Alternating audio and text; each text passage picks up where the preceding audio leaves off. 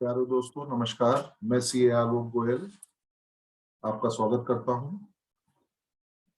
ये audio video बना रहा हूं मैं अपने क्लाइंट्स के लिए, जिनसे मैं बहुत दिनों से इनकम टैक्स की रिटर्न्स के लिए डॉक्यूमेंट्स मांग रहा हूं। और वो हर बार मुझसे कहते हैं कि सर हमें क्या क्या डॉक्यूमेंट्स आपको देने हैं, क्या चाहिए और क्यों आप इतनी इंफॉर्मेशन हमसे गैदर करते हो। इस विषय में मैं ये बोलना चाह रहा हूँ कि ये इंफॉर्मेशंस मैं नहीं मांग रहा, ये सारी इनकम टैक्स डिपार्टमेंट मांग रहा है। और जितनी आप इंफॉर्मेशंस मुझे प्रोवाइड कराएंगे, जितनी आप मुझे देंगे, वो आपके बेनिफिशियल के लिए है कि भाई प्रॉपर रिटर्न भरी जाए, प्रॉपर इंफॉर्मेशन हम इनकम टैक्स को दें। और कल को अगर नोटिस आता है तो हम उस नोटिस को फेस कर पाए कि भाई हमने क्या इंफॉर्मेशन दी। इनकम टैक्स के पास आज बहुत मॉडर्न टेक्निक्स हैं कि जो सारी इंफॉर्मेशन वो आपकी गैदर कर रहा है। आप कहीं कैश डिपॉजिट कर रहे हैं, आपने एफडी बनवाई, आपने आरडी बनवाई, आपने म्यूचुअल फंड्स लिए, आपने प्रॉपर्टी सेल करी, आप फॉरेन ट्रेवल कर रहे हैं, उसके पास सारी इंफॉर्मेशंस है। और वो इंफॉर्मेशंस आपके 26 एएस के थ्रू आपको शेयर भी कर रहा है। तो जितनी आप स्पेसिफिक सही इंफॉर्मेशन देंगे, सही टैक्स देंगे, उसमें आपको ही फायदा है।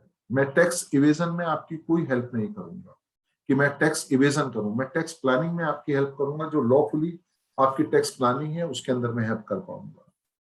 मैं आपसे डॉक्यूमेंट्स क्या क्या मुझे चाहिए जो आप टाइम से मुझे दे देंगे तो मैं टाइम से रिटर्न फाइल कर दूंगा।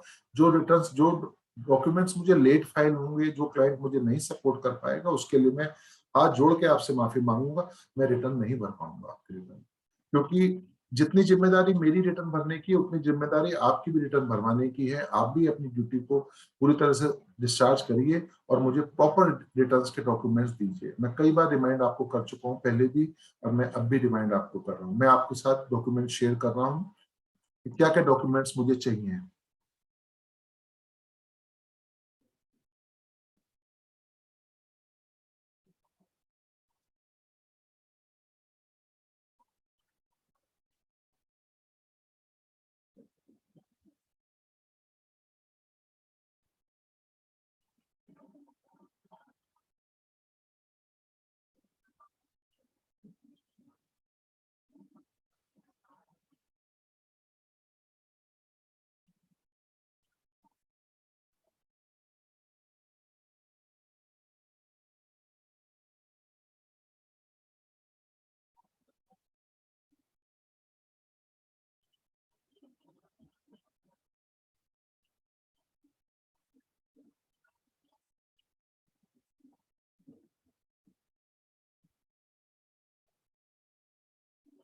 In case of salaried employees, आपसे रिक्वेस्ट करता हूं कि अपना कंप्लीट ऑफिशियल और रेजिडेंशियल एड्रेस आप मुझे दीजिए।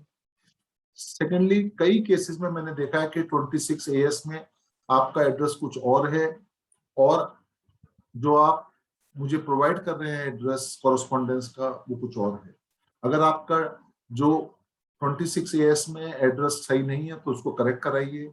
आप अपना ईमेल आईडी और मोबाइल नंबर मुझे प्रोवाइड कराइए जिससे मैं उसको प्रॉपर्ली आपके रिटर्न में भर सकूं। आप मुझे अपना पासपोर्ट नंबर अगर है तो दीजिए। ये मत सोचिए कि भाई वो पासपोर्ट क्यों मांग रहे हैं, एसेंशियल है नहीं है, but we have to fill. अगर आप कहीं भी फॉरेन ट्रेवल कर रहे हो और आपने वहां पर पासपोर्ट नंबर डाल दिया और अपनी रिटर्न में पासपोर्ट नहीं आपने फाइल नंबर दिया तो वो इनएक्यूरेट पर्टिकुलर्स हैं। ऐसा मत करिए आप लोग। आप बैंक अकाउंट नंबर अपने सारे दीजिए। लोग एक बैंक अकाउंट नंबर दे देते हैं, बाकी नंबर सोचते हैं कि इसके अंदर मैं बी के ट्रांजेक्शन कर लूं या कोई गलत ट्रांजेक्शन कर लूं जो इनकम टैक्स को रिपोर्ट नहीं करूं। लेकिन उससे कोई बेनिफिट नहीं है, बिकॉज नाउ आधार कार्ड से आपके सारी सब कुछ लिंक्ड है। तो आप अपना प्रॉपर दीजिए, सेविंग अकाउंट दीजिए, करंट अकाउंट दीजिए। अगर ज्वाइंट अकाउंट भी है तो उसमें फर्स्ट नेम जिसका है उसकी रिटर्न में आप उसको दीजिए। आप फॉर्म 16 जो आपको एम्प्लॉयर से रिसीव हुआ है वो मुझे प्रोवाइड कराइए। एक्चुअल रेंट रिसीट बेनिफिट का एचआरए का अगर है तो उसको एक्चुअल रिसीप्ट के बेसिस पे लीजिए। कोई फॉल्स डॉक्यूमेंट नहीं देने की कोशिश करिए। सारे सेविंग अकाउंट्स का अगर आप मुझे इंटरेस्ट कैलकुलेट कर देंगे तो जब मैं आपके बैंक अकाउंट से इंटरेस्ट कैलकुलेट करूंगा तो वो मैच कर लूंगा, जिससे कि 10,000 रुपए तक सेविंग बैंक अकाउंट की इंटरेस्ट छूट है। But you are supposed to mention the correct saving bank account interest in your return. ये कह देने से कि 10,000 से कम है, कुछ ही लिख लो, ये सही नहीं है, इनएक्यूरेट पर्टिकुलर्स जा रहे हैं। इस केस अगर आपने कोई हाउस खरीदा है, कोई लैंड खरीदी है, प्लॉट खरीदा है, शॉप खरीदा है, कोई कमर्शियल प्रॉपर्टी खरीदी है, बेची गई है, उसकी आप जानकारी मुझे प्रोवाइड कराइए। बहुत सारे केसेस के अंदर सैलरीड क्लास के अंदर मैंने खासकर देखा है कि वो बहुत सारी इनकम अपनी छुपा लेते हैं। अब छुपाने से कोई बेनिफिट नहीं है। रेंटल इनकम है, एग्रीकल्चर प्रोसीड्स है, फिक्स डिपॉजिट है, रिकरिंग डिपॉजिट्स है, इंटरेस्ट फ्रॉम एनएससी किसान विकास पत्र deposit with dividend from shares है, इंटरेस्ट फ्रॉम डिवेंचर्स है। और आज की तारीख में हर आदमी म्यूचुअल फंड्स की तरफ भग रहा है। हर आदमी सोच रहा है कि भाई long term sell mutual fund में लगा लूं, इक्विटी शेयर्स में लगा लूं। तो उसकी मुझे कंप्लीट डिटेल चाहिए, कितने आपने म्यूचुअल फंड खरीदे हैं, कितने बेचे हैं, क्या उसके ऊपर शॉर्ट टर्म आया है, क्या आपके ऊपर वो आया है, वो मुझे बताइए। Secondly, interest in PPF account exempted होता है पीपीएफ का इंटरेस्ट, बट उसको मेंशन करना जरूरी होता है। एग्जेम्प्टेड इनकम जो भी है उसका कॉलम है इनकम टैक्स फॉर्म में, जिसमें आपको भरना कंपलसरी है। और कोई अगर आपकी इनकम है, जैसे टीचर्स के केस में आपके पास जो कॉपी जांचते हैं उसकी इनकम आती है, या कोई भी अदर इनकम जो ऊपर रह गई है उसको आप मेंशन करिए। डोनेशन की रसीद अगर आपके पास आई है तो उसका पैन नंबर, डोनी का उसका एड्रेस, उसका हमें प्रोवाइड कराइए, तभी हम उसको क्लेम कर पाएंगे। दूसरी बात, 80C और 80D की डिडक्शन होती है चैप्टर 6A में, जिसके अंदर PPF, NSC, LIC, children, NPS, tax saving, FDR, mediclaim जो भी है वो सही सही प्रोवाइड कराइए। कई केसेस में मैंने ऐसा देख रखा है कि वो एक ही रिटर्न, एक ही बेनिफिट जो है वो हस्बैंड वाइफ दोनों क्लेम कर लेते हैं, वो गलत है। बिल्कुल सही दीजिए। जो भी पेमेंट उस फाइनेंशियल ईयर में हुआ है 80C के अंदर, जैसे 1 अप्रैल 2020 से 31 मार्च 2021 के बीच में हुआ है, केवल वो ही अमाउंट क्वालिफाई कर पाएगा। ये सैलरीड एम्प्लॉयड के लिए है। इसके बाद मैं आता हूं प्रोफेशनल्स और बिजनेस क्लास के लिए। इसके अंदर हमें मोर और लेस हमने सारी चीजें वही है कि भाई आप ईमेल आईडी प्रोवाइड कराइए, पासपोर्ट नंबर दीजिए, सारे बैंक अकाउंट्स दीजिए, आधार कार्ड में जो एड्रेस है और जो पैन कार्ड में एड्रेस है, जो 26A में एड्रेस है, उसको आप सही करिए।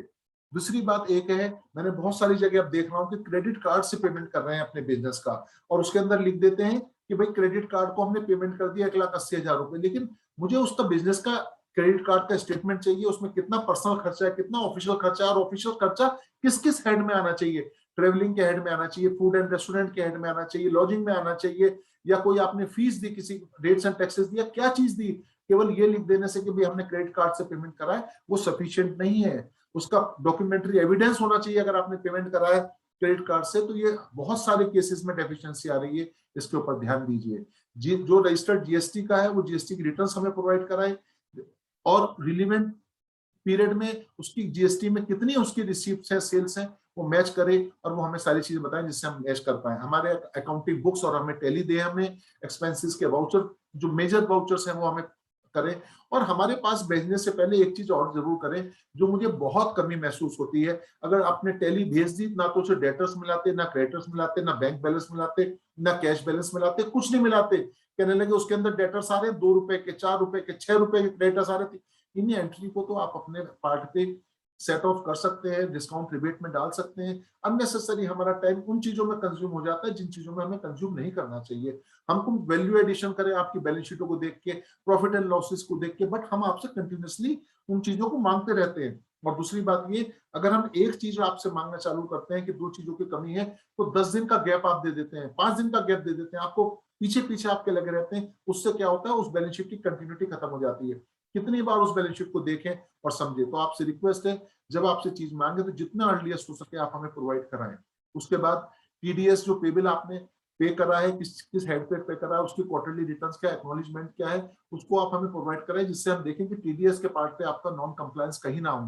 दूसरी बात, जो भी आपको अमाउंट इनकम के टैक्स में इनकम के रूप में रिसीव हुआ है और 26 ईयर्स में रिफ्लेक्ट कर रहा है, तो वो आप अपनी बुक्स से मिलाइए कि भी वो इनकम आपके बुक्स में आ रही है या नहीं आ रही। 90% केसेस में लोग उसको 26 ईयर्स को अपने बुक से मिलाने की चेष्टा ही नहीं करते, और मेरे से कहते हैं सर हमारे पास थोड़ी है 26 ईयर्स। अरे आपने मांगा और हमने ना दिया तो हमारी गलती है। आप अपने पार्ट पे तो काम करिए, आप मुझसे लिख के भेजिए कि 26 से ऐसा मैं भेजिए, हमारे यहाँ से पता जाएगा। यूजर आईडी पासवर्ड आप अपने आप ले लीजिए, अपने आप निकाल लीजिए, लेकिन उसको रिकंसाइल करके भेजिए जिससे हमारा टाइम मिनिमम कम हो। आपने बैंक लिमिट ले रखी है, कोई लोन ले रखा है, उसका सैंक्शन लेटर देखिए जिससे कि वो आपका रेट ऑफ इंटरेस्ट सही लग रहा है नहीं लग रहा, कि आपके ऊपर लिमिट का जो ईएमआई है वो आप सही पे कर रहे हैं नहीं कर रहे हैं, वो सारी चीजें हम चेक कर लें। और इसी के साथ साथ अगर आपने कोई सेल परचेज, कोई हाउस लैंड अगर खरीदा हो तो वो हमें बताएं कंप्लीट डीड ऑफ डॉक्यूमेंट्स के साथ साथ। कि आप प्रोफेशनल और बिजनेस क्लास को भी मैं फिर यही कहना हूं कि जो rental income, agriculture proceeds, fix deposit, recurring deposit, interest from NSC, किसान विकास पत्र, dividend from shares, interest from debentures, और फिर वो लॉन्ग टर्म सेल और म्यूचुअल फंड्स, वो सारी चीजें मैं वो फिर रिपीट कर रहा हूँ जो मैंने सेली क्लास में कही है। आप कोई भी इनकम आपकी टैक्स में या इनकम टैक्स रिटर्न में लिखने से रह ना जाए, इस बात का विशेष ध्यान रखिए, क्योंकि एस्केपिज्म जो टैक्स इवेजन है, ये तो टैक्स इवेजन है, आप ये कहेंगे कि वो रह गई, लेकिन ये गलत है। आप प्रॉपर्ली डॉक्यूमेंट दीजिए, प्रॉपर्ली उसको इनकम टैक्स की रिटर्न बनवाइए और प्रॉपर रिटर्न फाइल करिए। आप भी डोनेशन की जो रसीद है उस पर 80C और 80G को लगा के रखिए। आप भी अपना पीपीएफ, एनएससी जो भी है प्रॉपर डॉक्यूमेंट्स हमें दीजिए और प्रोवाइड कराइए। बहुत बहुत धन्यवाद लोगों का आपका। इसी तरह से मैं शॉर्ट वीडियो आपको भेजता रहूंगा, इंफॉर्मेशन शेयर करते रहेंगे। धन्यवाद सर।